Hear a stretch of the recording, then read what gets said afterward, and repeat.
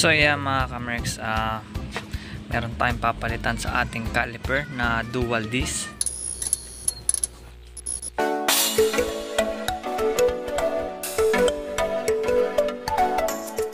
Palitin na kasi itong aking rubber component, then tawag din dyan boot. Ayan, tinatawag na boot. Ito, bumili na ako nito. Ito yung i-replace natin sa aking caliper kasi ito, ayan o, sobrang loose niya no. Ayan o, pag nakita nyo, loose na siya o. Pwede ko nang hatakin, sobrang tagal niya na kasi. Kaya yung caliper minsan nag-i-stack up siya, then yan, lalagyan na natin siya ng lubricant, then tatanggalin na natin to. Dumi niya o.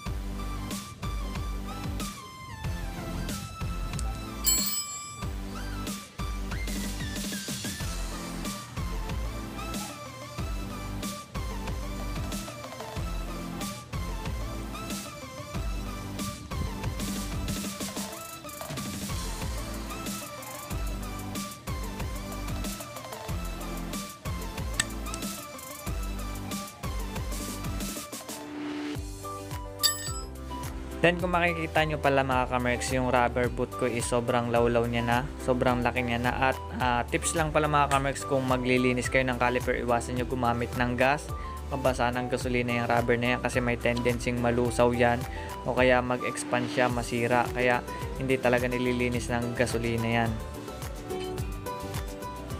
Ito pala mga kamerks ang ating bracket, nakadikit pa yung shafting. Then ito naman yung sa ibabaw. Ayan, ito yung papalitan natin. Kita nyo mga kamerks, so sobrang loose niya na. Grabe, ang tagal na din kasi yan, hindi ko talaga napalitan, kaya nag-stack up na yung ating caliper.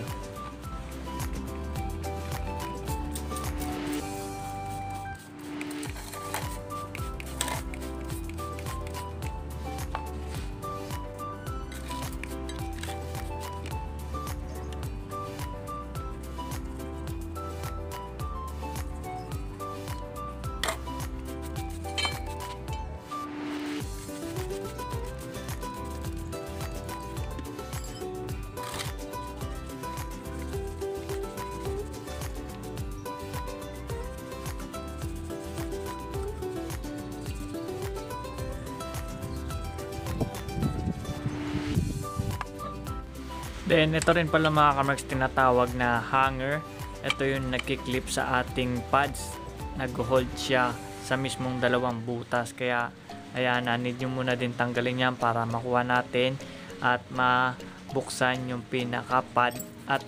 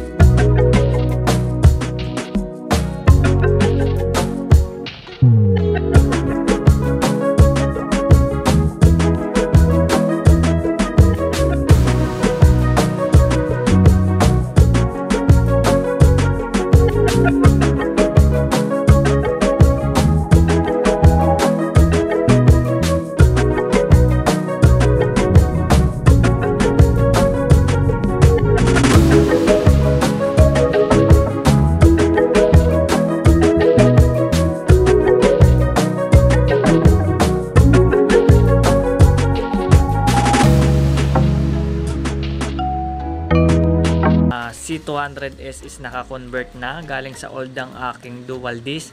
Kaya kung maglilinis ako, possible dalawa din ang lilinisin ko, both side yan. Then same procedure lang din ang gagawin ko sa kabila. Papalitan ko din ng boot para naman maganda na yung response ng aking brake system. And another tips pala mga kamerks, dapat chine-check nyo din yan kasi yung iba talaga hindi nakikita yan. Mararamdaman na lang talaga nila na stack up na yung kanilang pads o yung pinaka caliper pagka yan nasira na. Tulad yun sa akin, may time siya na malambot, may time na hindi kumakagat yung preno, kaya yan, need talaga yan na nagpi-play yan. Mamaya ipapakita ko sa inyo kung paano siya nag-work at paano din siya gumagana. Yung pinaka pinalitan ko na yun, sobrang laking tulong nun mga kamerks sa ating caliper.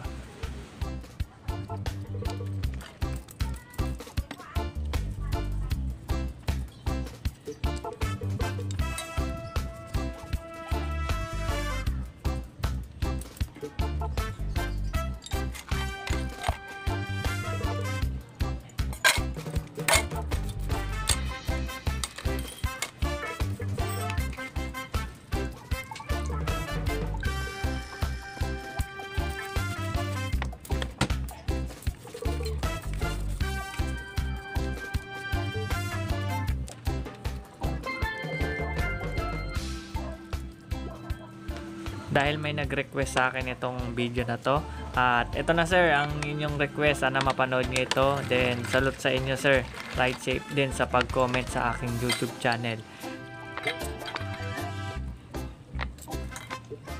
May nagtatanong din pala sa akin kung ano daw kasukat na brake pad nitong C200 Old. Ang kasukat niyan is pang Wave, Honda Wave. Yung ginamit ko, yung walang tenga sa ibabaw, kung mapapansin nyo yung pinaka pads ko. Then naka-mode din pala ang ating pads, kung mapapansin nyo malaki na yung pinakadaanan niya. Ginamitan ko lang ng grinder yan, pinalaki ko lang yung pinaka line niya para naman pagka naglilinis ako, inisprayan ko yan, possible tanggal talaga yung dumi. Kaya dyan din malaking bagay din yan na may puwang yung pinaka pads nyo para naman pag naglinis kayo dumadaan dyan yung dumi, yung mga alikabok.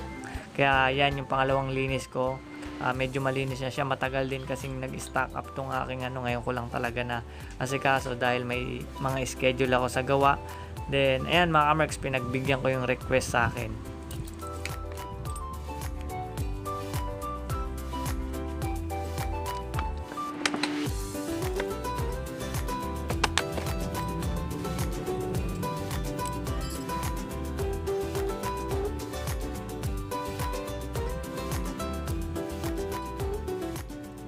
Mga kamerks, pwede kayong gumamit dito ng gear oil, o kaya ang gamit ko kasi yan is ATF, yung pan transmission oil, kaya yan sobrang linis din na lang is yan. Tapos hahaluan ko pa ng grasa, kaya lubricant na lubricant yan.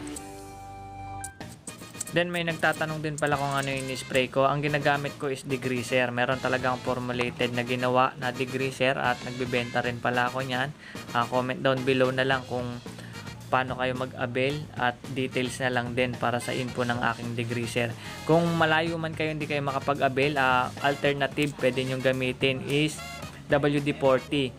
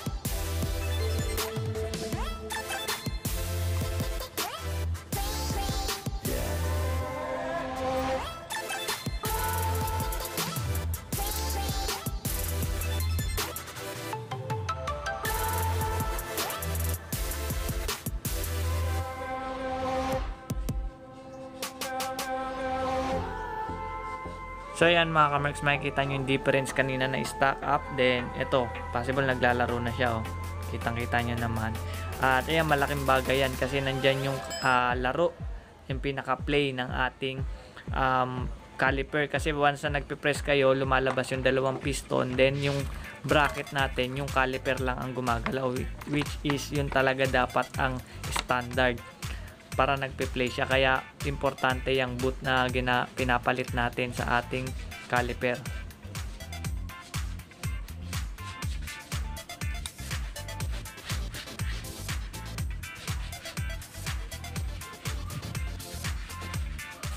Then tips na naman tayo mga ka-mercs.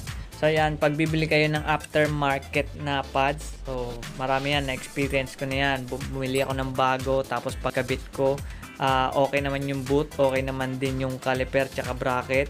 Pagka sinalpak ko sa disc, mahigpit siya, hindi ko maikot yung pinaka disc. So possible yun cause nun yung pinaka pads natin, kaya yung piston barado.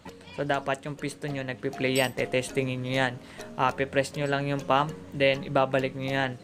Kung okay naman lahat, na-check nyo lahat, then possible cause naghihigpit pa rin siya, then dun lang yung time na